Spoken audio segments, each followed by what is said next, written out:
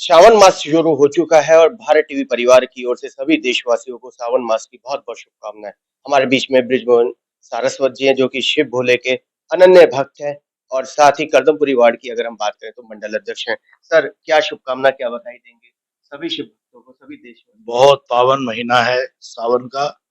इसमें बड़ा तप और त्याग करके लोग कावड़ लाते हैं और मेरा सभी क्षेत्र के निवासी कावड़ लाने वाले साथियों से बहुत बहुत शुभकामनाएं हैं और बहुत बहुत उनको स्नेह है कि इतना तप त्याग करके लाने वाले लोग वास्तव में शिव के भक्त हैं और ये हिंदुओं के लिए एक बड़ा पवित्र पावन महीना है।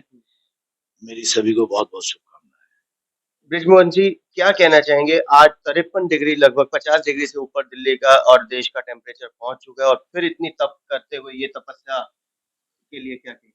देखिए, आपने कभी अगर संतों के भक्तों के प्रवचन या वो सुने होंगे, आस्था के आगे कोई टेम्परेचर और आस्था के आगे कोई वातावरण महत्व नहीं रखता। आस्था एक ऐसी चीज है, वो सबको पार कर जाती है। अभी मैं एक हफ्ता पहले अमरनाथ जी अमरनाथ जी की यात्रा करके आया हूँ। वास्तव में कठिन यात्रा है, लेकिन भोले का ध्यान और भोले की तपस्या और भोले के प्रति समर्पण लोगों का ऐसा है कि वो यात्रा को हंसते हंसते कराते हैं लोग। और अगर अन्य विचार अन्य हिसाब से देखें तो वास्तव में बड़ी कठिन यात्रा है, लेकिन सरकार के बेहद सुंदर इंतजाम और बेहद अच्छे व्यवस्था, फोर्स का बड़ा अच्छा डिप्लॉयमेंट और मेडिकल फैसिलिटीज, क्योंकि उस हाइट पे जाके 13-14 हजार हाइट पे जाके ऑक्सीजन की या वातावरण के परिवर्तन की परिस्थितियां बदलती हैं, उससे आम लोगों को कुछ समस्या होती है। लेकिन सरकार की इतनी भारी व्यवस्था है मेडिकल की कि मुझे भी कुछ वहां परेशानी हुई थी, तो मैं पंचकर्णी में वहां शाइन बोर्ड का अस्पताल था, उसमें घंटे भर के लिए एडमिट हुआ। तो डॉक्टर इतने जॉली मिजाज, इतने बढ़िया, मतलब 1 घंटे में फिट फॉर कर दे और मतलब उसी टाइम वहीं खड़े रहना, जो भी आ रहा जा रहा उसका बड़ा बृजमोहन जी सेवा भाव से। आप पहली बार अमरनाथ जी की यात्रा करके आए हैं पहले भी करके आए हैं? नहीं, मैं पहली बार। पहली बार। हाँ, व्यवस्था कैसी लगी सर? व्यवस्था सुंदर व्यवस्था, सरकार ने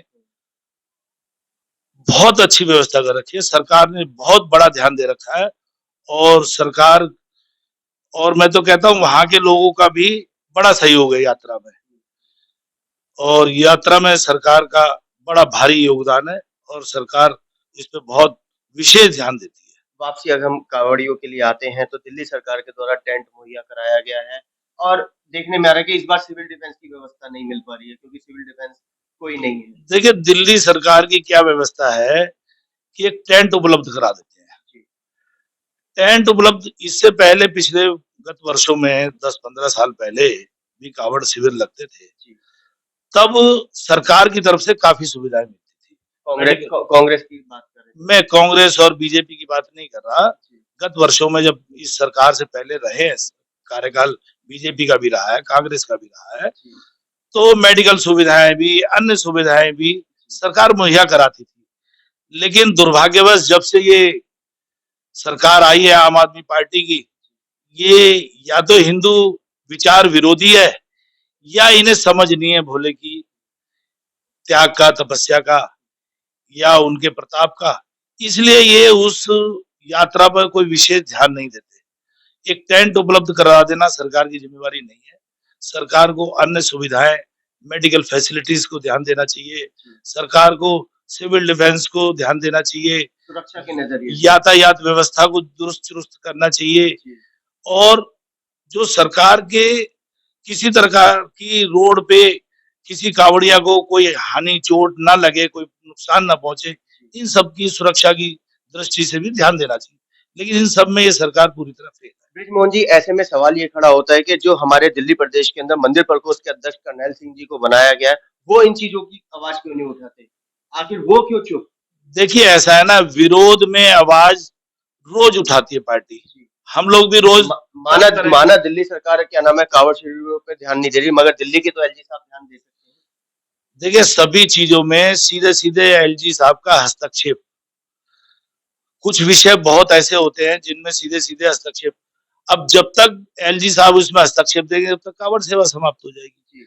एक 8 दिन का पर्व होता है, एक 8 दिन की सेवा होती है, लेकिन सरकार को ये व्यवस्थाएं पहले से चाक चौबंद रखनी पड़ती है।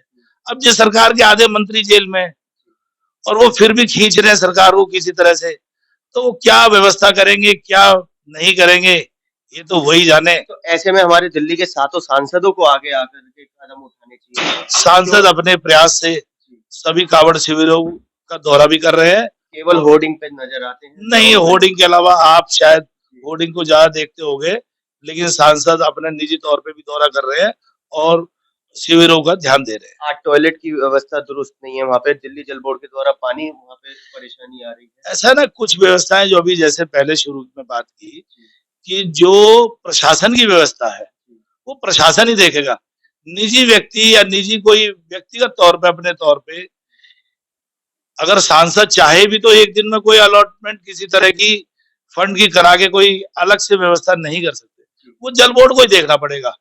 तो जल बोर्ड अब आज निष्क्रिय है, जल बोर्ड घाटे में है, जल बोर्ड धांधली में फंसा हुआ है, तो इन सब व्यवस्थाओं को कौन ध्यान देगा। ब्रिजमोहन जी, आपके मंडल में लगभग 2 से 3 कांवड़ शिविर लग रहे हैं, क्या आप मुआयना करिए? बिल्कुल बिल्कुल, और मैं कल तो अपने यहाँ मंदिर में कथा शुरू हुई है बड़ा शिव मंदिर में, और आज पूरा दिन वहाँ की व्यवस्था जो बड़ा वो शिव मंदिर बाबरपुर है वहां से आज से और जल चढ़ने तक उसमें रहूंगा मैं शामिल। अंत में पुनः कांवड़ियों को क्या बताएं? कांवड़ियों की मेरे ओर से बहुत बहुत शुभकामना और मंगल पर्व की बहुत बहुत शुभकामना। तो ये थे हमारे बीच में ब्रिजमोहन सारस्वत जी, जो कि मंडल अध्यक्ष हैं और शिव भक्त के अनन्य भक्त भी हैं। बात करें व्यवस्था की, व्यवस्था वास्तव में चरमराई हुई है। हालांकि पहले से ज्यादा दिल्ली सरकार ने कांवड़ शिविर लगाए हैं, लेकिन व्यवस्था कहीं ना कहीं डगमगा रही है, खासतौर से सुरक्षा को लेकर के, क्योंकि सिविल डिफेंस के कर्मचारी कहीं भी तैनात नहीं है, क्योंकि वो है नहीं। जो कांवड़ शिविर के खुद ही संचालक है, उन्होंने ही अपने वॉलंटियर खड़े करे हैं और व्यवस्था को संभाल रहे हैं। कैमरामैन पवन शर्मा के साथ राहुल शर्मा, भारत टीवी।